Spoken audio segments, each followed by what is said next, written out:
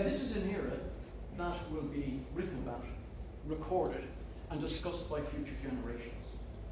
It's called the Fourth Industrial Revolution.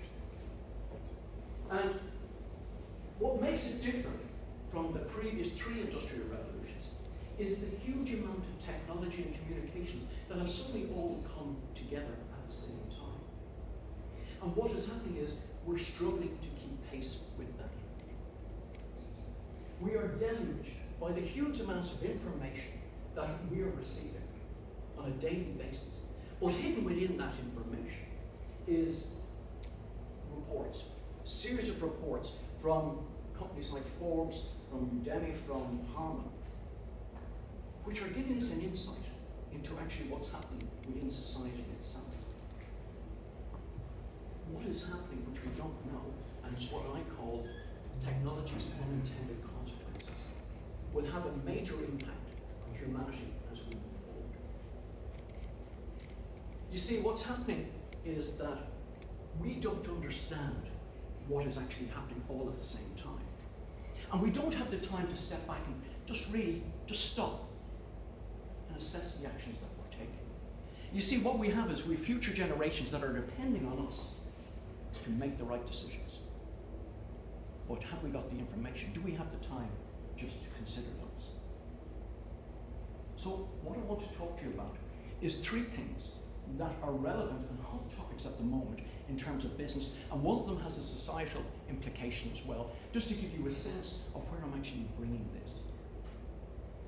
These hot topics, they're regular on the business list, and you will find them in any of the top challenges that business leaders have. So anyway, let me start off. The first one, and of the three, what we have is employee retention stroke experience. The second one is a cybercrime. And the third one, I'm just going to keep. It's on the lips of everybody these days, but I'm just going to keep as a little secret towards the end. I came home one day, and I looked at the television screen, and there were all these little fingerprints on it. What's going on? What the hell's going on here? And so it took ages just to get them off. And I was wondering what that's all about. Now I had to remember the grandchildren had been up in the house, but why were they over the television? And I know they're attracted by colours, so they will have a tendency to stand and nearly become part of the television screen.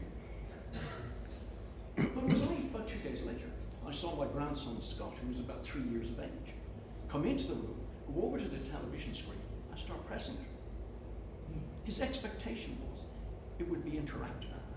And the next thing, he was dragging his fingers across as if he could just move it to another place. So we had to explain, we don't have a television of that quality these days. But what I found was quite interesting in terms of my granddaughter and the smart devices in her home was that he can hack into nearly every one of them at 3 years of age. And what they did discover was that in terms of having just to be a bit savvy around children, they're very good at pressing a button and getting somebody on the far end of a line who's wondering what the hell is going on. And hopefully you're not discussing personal matters about them. So you have to be very, very careful in terms of what your children are doing with these devices. But these devices are intuitive. I have a niece, and she didn't realize it at the time, but she's created a problem for herself. Herself and her husband are big Android fans. Little did they realize when they called their daughter Alexa,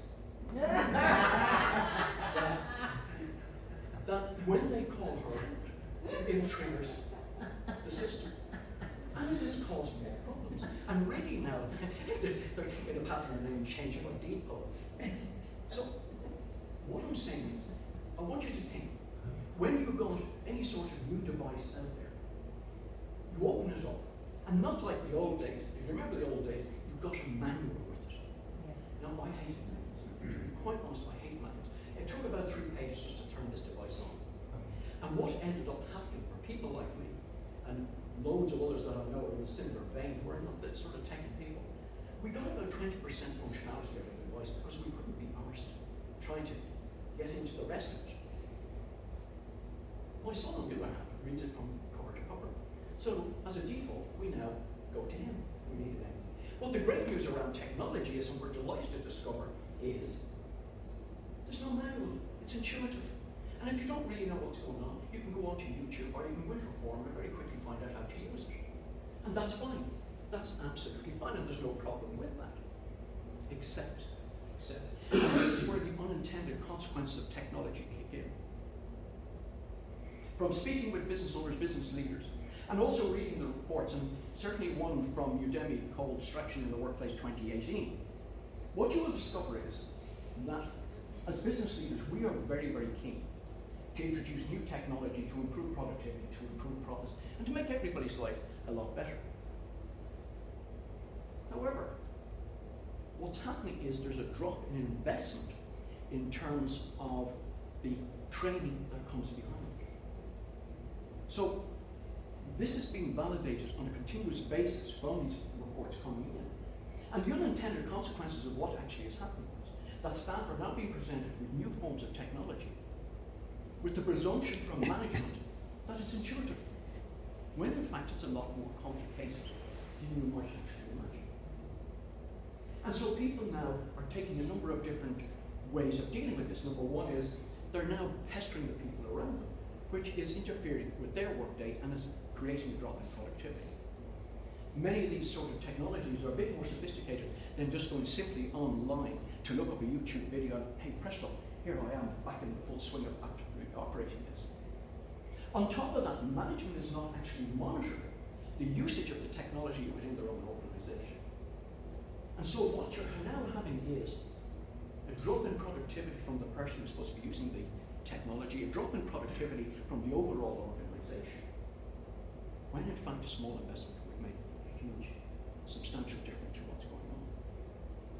So what I'm suggesting is, from your point of view, go back to your own organizations and ask the question, how are we using technology, and what sort of training and support mechanisms are we putting in place for our own employees so that they can get the best out of technology and bring this organization to a new level of productivity and profitability. Speaking of technology, I'm a great fan of the smartphone. I just think they're absolutely fabulous. Love them. I think we all are. You know, we've all just got hooked. And that's fine. That's fine.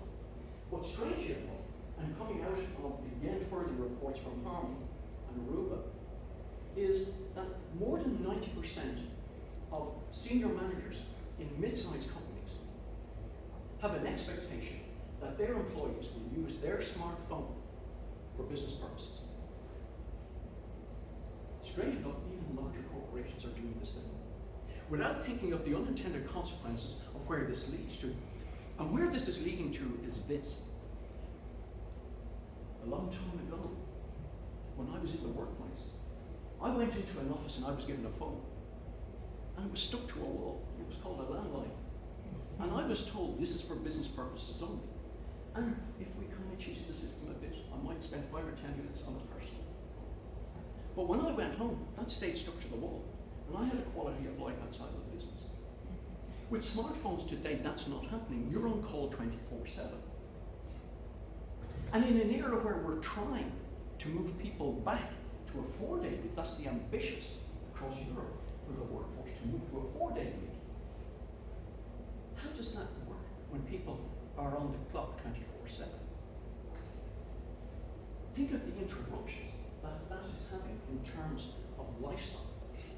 And believe it or not, just as a little aside of one of the reports, this is not new. It's actually affecting the sex lives of people in their personal relationships, the stress levels that are going on. To give you an example, I was talking to the managing partner of a ringing phone somewhere. That's great.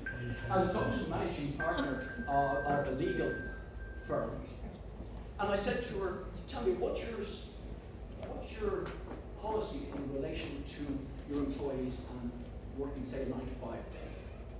Alec, I can tell you, we run a 9-to-5 office. I make sure at 5 o'clock every day, people are sent home. Fantastic. But then I had the follow-up question. Do you ever send them an email after 5 o'clock? Oh yes, I do. Like I might send them something at 7 or 8 o'clock at night, but I don't expect them to answer it. You know, I'll do it till the next morning. But who will wait till the next morning if you are getting an email from the managing partner of a firm that you have ambitions to rise through. So the unintended consequences of what's happening, people are not fully understanding what they're doing within their own organisations. And again, I'm suggesting, and I haven't even talked about GDPR, we could talk about smartphones for the rest of the day here, but we won't, because there's other things happening. Again, you need to look at your own organisation. What are the policies around the usage of phones? Should you be providing a company phone? If you look at what's happening, particularly millennials and Generation Z, is they are using their smartphones in the office for more than 2 hours a day on social media for their own personal use. That's a drop in productivity for your firm. Even worse is they're swapping between social media and activities they're doing for the company, so they're not fully focused in. What's happening those 2 hours? How are they making up those 2 hours every day? Well, I'll tell you, they're rushing through the projects even quicker. The net result being the outputs are of a poorer quality, and your reputation is actually low. So have a look at the policies and what's happening in your own organisation. Would it not make more sense to provide smart technology at the company expense and get them to need it in the office as they go home? Let me move on to cybercrime. Last year in the UK, the cost of cybercrime, and cybercrime would be anything from database infiltration, IP theft, and fraud, and a myriad of other things. That cybercrime in the UK amounted to, wait for it, £17 billion. £17 billion, of which 14 billion was accounted for by small to medium-sized businesses. Now, the reason the other 3 billion just was for large organisations is because they have the resources to put in place proper security protocols and update them on a continuous basis. Now, if you want to understand where that 14 billion is broken up, 130,000 companies were attacked at an average cost of £65,000 each. Now, I remember in my business, £65,000 was a lot of money. What would be the impact to your business of that sort of hit? In fact, in the States, what they've discovered now is small to medium-sized businesses who come under cyber attack, 60% of them go out of business within 6 months of that attack. But you see, what we have is we have a very sort of naive view on crime, particularly sort of through the internet. We would have seen the early versions of it through letters and we would have smiled. Well, I'm taking more of the emails, and this is what we're used to seeing coming in, particularly if you haven't come under attack or your bank has come under attack. And that is the email from the widow of some murdered politician in some far-off flung country who has managed to squirrel away 20, 30, or $50 million, and who, with your help, and don't forget the grace of God, will get that money out of the country and share the benefits of that with you. And so we smile when we think of the naivety of that. But in fact, cybercrime has become much more sophisticated. I was speaking to the managing partner of another legal firm. I seem to be speaking to a lot of legal firms, but anyway, that's the way life works. And he was telling me they were one press of a button away from transferring €110,000 to a bogus account. And all that happened was that because of the size of it, had it been 50,000, it would have gone. And they had the fraud squad in, who said you would never see a penny of that again. The sophistication of the crime was that their accounts had been hacked, their company had been hacked, and a monitoring over a 3 to 4 month period of the calendars of the various people within the organisation, the accounts department, and the suppliers, meant that bogus invoices were being sent into the company. A rapport had been built up with the accounts department, and this trail of documentation needed to get this paid had all been duly looked after. And just purely by chance, because what they did is they waited for one of the most senior people to be away on a particular Friday afternoon. Then they asked for payment, saying that he had given strict instructions that it was to be paid that day, and an alarm bell went off. €110,000. In talking to the fraud squad, the fraud squad had said to them, a similar firm not too far away from you only last week paid out €40,000. But when they realised they hadn't a chance of getting it back, don't want any publicity around it because it has reputational damage for them. So they certainly didn't want to get involved in that. A university earlier this year was hit for €1.5 million. You see, what we tend to forget is that criminals are actually business people. We forget this. Criminals are business people. They're running a business. And what they are doing is they're on a course of continuous improvement. And that is the truth. They're on a course of continuous. And how do I know that? If you look at a Forbes report and a CNBC report on cybercrime the world over, in 2014 it was $445 billion.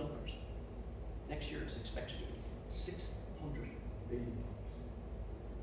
So, continuous improvement pays in business, as you see from our criminal friends. So what's happening in your own organisation? As I said, in larger organisations, there's security protocols, there's investment made to protect the integrity of the organisation, its data, and everything around it. But the question I'm asking you is, what's happening in your own organisation? Do you have somebody who specialises in security and knowledge? And if you don't, should you be now looking to bring them in? Because what would be the effect of an attack like that on your organisation? Could you sustain it? What would be the reputational impact on your firm if you had an attack like that? As I said, just to lighten it up a bit, still serious, just to lighten it up a bit, what I said is, I'm going to bring up the last subject, which is a bit of a surprise, and it's on the lips very bit, well, not much anyway, and you'll have to excuse the pun. I'm talking about vaping. If people remember why vaping came out, and vaping is a relatively new technology, the purpose of vaping is very much to get people who smoke standard cigarettes to step down to a less harmful way of smoking as a program to get off cigarettes completely. And it made sense. And there's been a mad rush to go out vaping. I see people vaping all over the place. The unintended consequence, actually, is quite the reverse. The stats on smoking are actually rising. To use another pun, they're absolutely rising. And people who never smoked before are taking up smoking because of the flavours that are involved in vaping. It's become a whole new business. So the unintended consequences of technology, which was supposed to be protecting our health, we have no idea of the long-term implications of vaping in terms of our health because it hasn't been around long enough. But we do know from the stats that more and more people are taking it on. What are the impacts on your business? You may not give smoking breaks to your staff and your employees, but they take them anyway. You're now going to have even more people outside. Further loss in productivity. Or still, if there's a health implication around it, you could have people missing more than you have at present. So really what I've talked about here is, I've talked about employee retention and experience. I've talked about cybercrime and how it affects business, and these are only tiny threads, and I'll just talk about recent technology around vaping. But really what I'm trying to get to you is, because this is a huge subject, and as I said, we will be judged by future generations on it. Technology and its unintended consequences, how is it impacting your organisation? Thank you.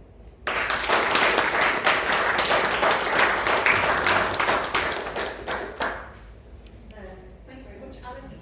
Yeah. Insightful.